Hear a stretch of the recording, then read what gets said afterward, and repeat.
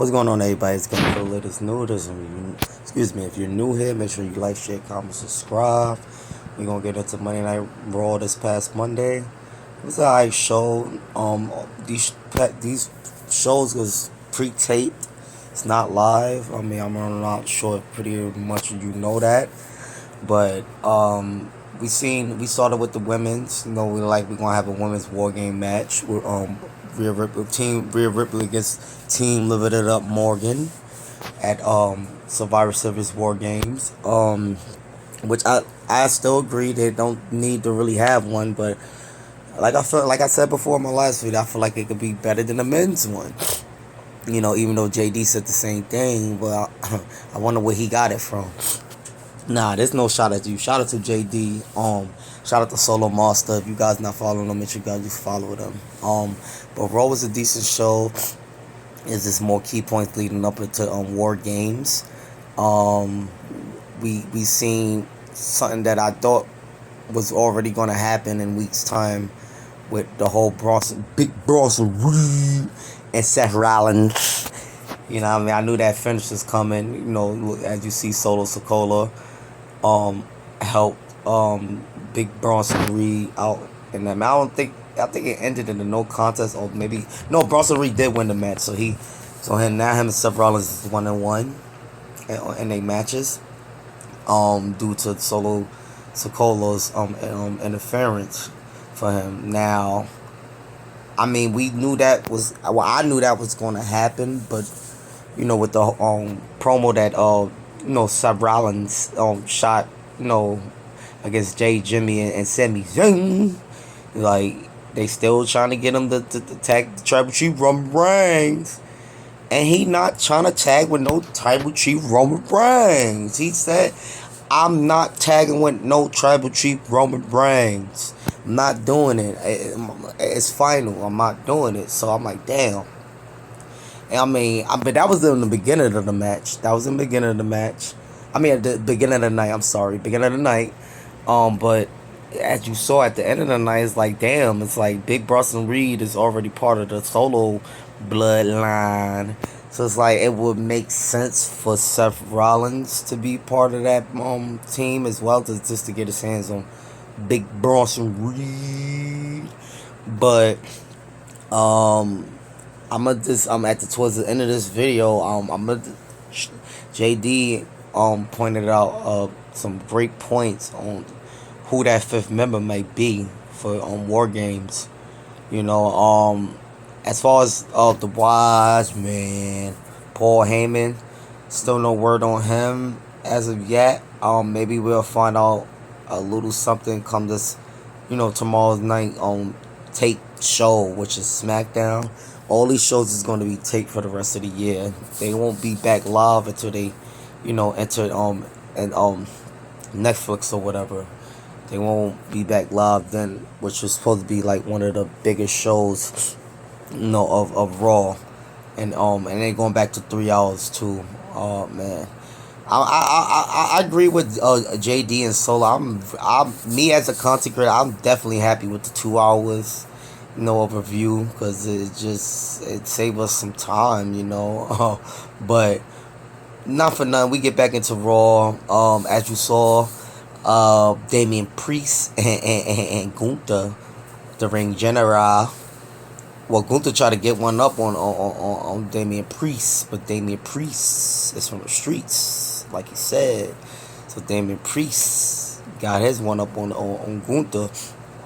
But we still got a week left, so Gunther's going to get his one up, I feel like, on next week's Raw, which is the final week to War Games, I believe. Yeah, next week is definitely the last week to War Games, so I feel like Gunther's gonna get his one up on Damian Priest on the next week Raw, or maybe Damian Priest will get up on him again.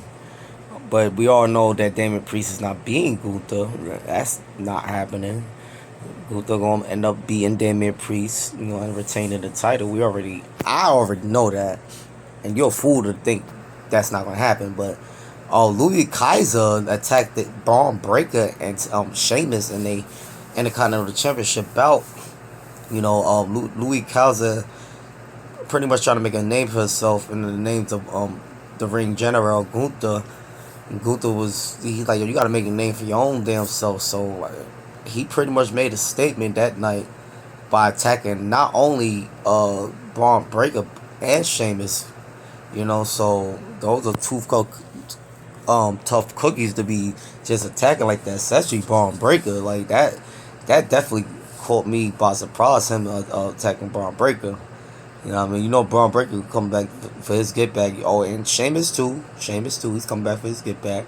We already know that. But I can see that setting up for a triple threat match somewhere down the line. Possibly at War Games. We still got another week to decide that.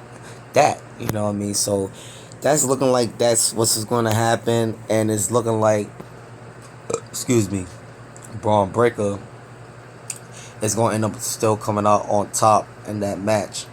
But I think Sheamus is not going to be the one to take the pinfall. I believe that Louis Kaiser is going to be the one to take the pinfall, and that gives Sheamus another opportunity to say, yo, I didn't even get pinned by you, you know. So that set up more things for Sheamus and Braun Breaker to have their little rematch. But you can't take away from Louis Kaiser too. He's very talented himself. I won't be surprised if they would have Louis Kaiser win the Intercontinental belt right then and there, but who's to say, you know? But what the hell are they doing with my boy Chad Gable, man? Like, what are they doing with American Made, man? I don't know what they doing with American Made. I agree with JD. They should definitely get sent to like SmackDown and go against teams over there, because I don't really see much going for them on Monday Night Raw. And I don't, and I want to say Chad Gable's a jobber, bro, but bruh, how you go from competing for the Intercontinental Championship against Gunther in the highest of levels to that? Like, I don't know what WWE is doing with Chad Gable. Hopefully they got some better plans for Chad Gable and American May and the Alpha, the Creed brothers, and Ivy now, because she's talented too. The whole team is talented. I just don't know what they got planned for them as far as creative, because I don't know, man. Them losing like that, or Chad Gable losing like that, and no knock to Rey Mysterio, he's a legend, but no knock to Selena Vega, you know, no knock to her, she's talented too. But I just don't see what they doing with American Made. Like, I don't see them going anywhere, you know. And then we got a video VHS tape from Uncle Howdy. He looking more and more like his brother every other week, man, every other day. That Bo Dallas, man. Rest in peace to Bray Wyatt. Look at him right there. He looking more and more like his brother. Miz gonna get his ass kicked, and the Authors of Pain and the whole Final Testament is gonna get what's coming to them.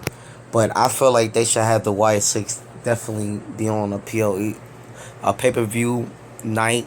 Have them be on a pay-per-view night. I don't know if they planning to have it at War Games Survivor Series. Maybe a little, not a match, but like a little backstage or in-ring segment, maybe to lead up to other things, because the Y6 definitely deserve a PLE pay-per-view type of spot somewhere. You know, they since they've been there, they've been on Monday Night Raw, and it's you know, it's cool to still, you know, see them going well, but it's just they need to do more with the Y6 too, because they starting to look a little watered down. Like, I mean, I know some of you could agree that, you know what I mean, we don't want them to water down, especially with, you know, both the Dallas. What they gonna do with both Dallas? Give him like some type of single run. Same thing they did with Bray Wyatt. Bray Wyatt had his tag team match, but he also had a little single run, you know, a single competition, you know. So I feel like both Dallas, Uncle Howdy should have a little more single matches to see how far he could go, and how you know, if he's got it, you know. But I mean, I know some of you could agree with me as far as with when it comes to the Wyatt Six. We don't want them to water them down or whatever the case may be. As far as with Alexa Bliss, I still no news on her. I don't know if she's gonna come back with the Wyatt Six, but that would definitely be real interesting. But again, they still gotta do something with the Wyatt Six to make them not be watered down, because let's face it, they been a little watered down. I mean, it's good they keep them off TV here and there, or make them only make certain appearances, but I mean, it's time to have them, attend a pay per view event, and it's time for Bo Dallas, Uncle Howdy, to start having more single matches. Even if you gotta have one against the Miz, which we more than likely don't want, but no knock to the Miz. You know what I mean? I respect what role he is playing now. I'm glad they do have a role for the Miz. Because I know a lot of people not a fan of the Miz, but the Miz is he been there for about 20 plus years. He is a reason why he's still there. You know what I mean? And he got hella accolades too. So shout out to the Miz. But Raw was a decent show. Like I said, it was just more build up towards War Games. As you can see, it's going to be a women's War Games match as well. Like I said, we're going to get a women a chance. I mean, the only way I see it, it should be a War Games match due to Liv and Living It Up Morgan and Bloody Rhea Ripley. But besides that, the other women, I don't know. Yeah, they got their own little thing going on SmackDown. Some of the women, because you got half SmackDown, half Raw, whatever the case may be. As far as the women, pretty much heels and baby faces against each other, as far as the shows. But I don't know, man. We just got no choice but to give it a chance now. But like I said, Seth Rollins, I don't know. I don't see him being a part of the team. He made his words clear. He ain't trying to tag with no tribal chief Roman Reigns, man. And I can understand, because Roman Reigns is still an egotistic asshole, like he is. But we don't want it any other way. We didn't want him coming back being watered down either. We wanted him to still have the tribal chief Roman Reigns attitude. At least I did. I didn't want him coming back being full babyface. He's pretty much a twin. Roman Reigns is pretty much a tweener right now. You know what I mean? And they doing him good with him, keeping him that way. I would keep him as a tweener. You know what I mean? Because don't just water him down as a babyface. But JD made a valid point. I never even thought about it. I ain't gonna lie about CM Punk being the fifth member of the team. Like, that's I never even thought about that. Shout out to JD, man, 206 and why. I never thought about CM Punk being the fifth member, but it's not too far fetched, especially if of the wise man Paul Heyman, make his way back. Now I don't know if he was gonna make his way back tomorrow night, or we don't know if it's pre-tape for him to be back tomorrow night. But yeah, this never even crossed my mind.